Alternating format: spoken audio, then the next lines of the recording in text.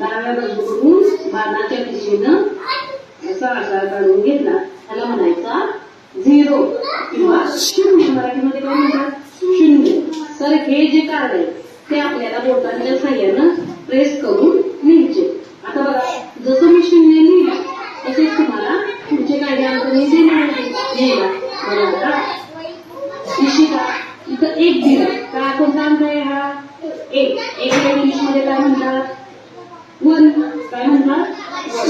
हा कसं लिहायचा हे बघूया आपण.